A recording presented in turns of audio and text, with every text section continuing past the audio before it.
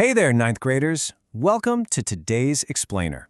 We are jumping right into our exact focus for today. G9, General English 9, U06 L05. Use parallel structure, structure sentences correctly, and participate effectively in a debate. Basically, we're going to look at how the mechanics of a single sentence actually connect all the way up to how you deliver a full, persuasive speech. It's going to be great. So here's our roadmap. We'll start with setting the objective, then ask, what is parallel structure? Move into fixing faulty parallelism, shift gears to participating in a debate, break down structuring your debate points, and wrap up with a quick formative check and recap. Section 1. Setting the objective. Section 2. What is parallel structure? Okay, to build a great speech, we first need to build a really great sentence, right? So let's look at the essential building blocks of clear communication at the sentence level. Parallelism is defined as the use of similar structure in related words, clauses, or phrases to create rhythm and balance within a sentence. Think of it like this. A strong sentence is made up of balanced parts. To make your writing smooth, aesthetically pleasing, and just easy to read, you gotta match nouns with nouns, verbs with verbs, and phrases with matching phrases. When a sentence is perfectly balanced, it just sounds right to our ears. Let me show you a direct example of this rhythm in action. Try reading this. Mary likes hiking, swimming, and to ride a bicycle. Did you feel yourself kind of trip up at the end there? We have two ing words and then suddenly an infinitive phrase. It's bumpy. Now let's look at the corrected version. Mary likes hiking, swimming, and bicycling. Hear that rhythm? By repeating the grammatical construction, those ing sounds, we literally minimize the amount of work the reader's brain has to do to decode the sentence. It lets your audience focus strictly on your main idea instead of stumbling over the words. Moving on to Section 3. Fixing faulty parallelism. Now, comparisons are a classic trap for faulty parallelism. Let's see how we can spot these errors and fix them. Look at this first sentence. Swimming in the ocean is much tougher than a pool. Okay, without parallel structure, it sounds like the writer is comparing an action, swimming in the ocean, to a physical concrete object, a pool. Are we fighting the concrete walls of the pool? No, of course not, but that's what causes immediate confusion. The corrected parallel version fixes this right up. Swimming in the ocean is much tougher than swimming in a pool. Boom. Now we're correctly comparing an action with an action. Makes perfect sense. Here's another one. Take this incredibly clunky phrasing. Kelly had to iron, do the washing, and shopping. Yikes, right? We have a verb, then a verb phrase, then a noun. It's just messy. But the bottom sentence fixes it perfectly. Kelly had to do the ironing, washing, and shopping. By organizing the matching noun phrases correctly right after the verb do, we completely balance out the sentence structure. It's smooth, it's clear, and it is perfectly parallel. All right, Section 4. Participating in a debate. So, as we zoom out from single sentences to full debate speeches, you kinda have to act like a tour guide. The exact same principles of balance and clarity that we just used for sentences apply to how we speak to an audience. Think about taking a friend to your city's most famous landmark. You know what you're looking at, but they might not have a clue. As a debater, you need to use verbal landmarks. We call this signposting. Signposting is stating clearly when you have started or ended a point.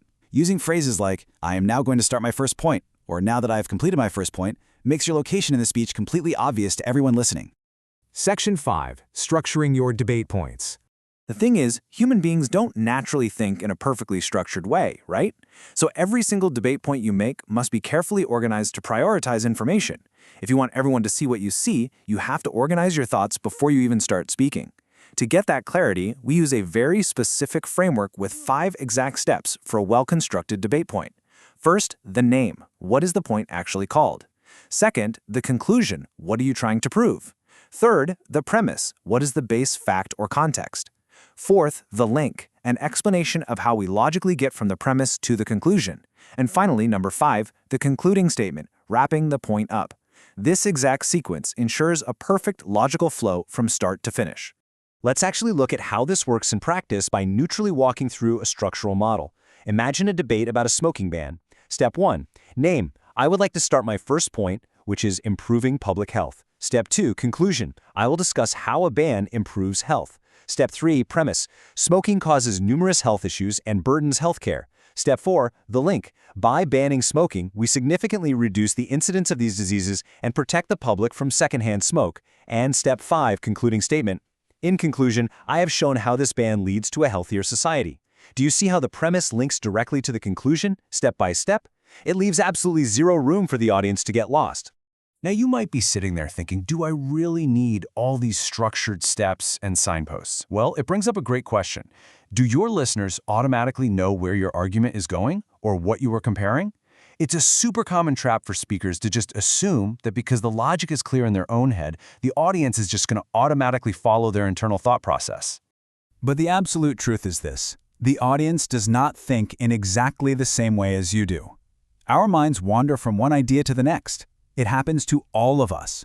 And because your audience's minds wander, we absolutely must use both parallel structure in our sentences to make reading effortless and verbal signposting in our speeches to guide them step by step. If we don't deliberately guide them, we're going to lose them. Simple as that. Section 6. Formative check and recap. All right, you've absorbed a ton of fantastic information today, so let's test this in real time.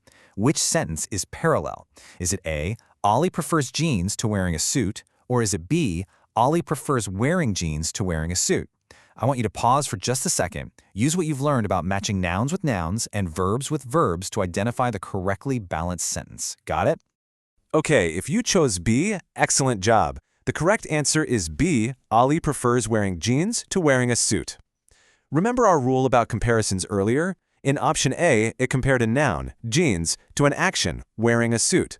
But option B creates perfect parallelism by matching the ing verb forms on both sides of that comparison. Wearing matches wearing. It's perfect balance. Let's do a really quick recap of our core takeaways for today. At the micro level, we must balance grammatical parts, that's parallelism, to correct faulty sentence structures so our readers don't get confused. At the macro level, when participating in a debate, we must prioritize information early, use verbal signposting so everyone knows exactly where we are, and rigidly structure our points using that name, conclusion, premise, link, conclusion format. So, I'm going to leave you with this final thought. Think about your own writing and speaking. If you were giving a guided tour of your next big idea, how would you uniquely signpost the journey for your audience? Whether you are crafting a single sentence or a 10-minute debate speech, just remember that structure is the roadmap that brings your audience directly to your point. Thank you so much for joining me on this explainer, and I absolutely can't wait to see how you put these powerful structural tools into practice.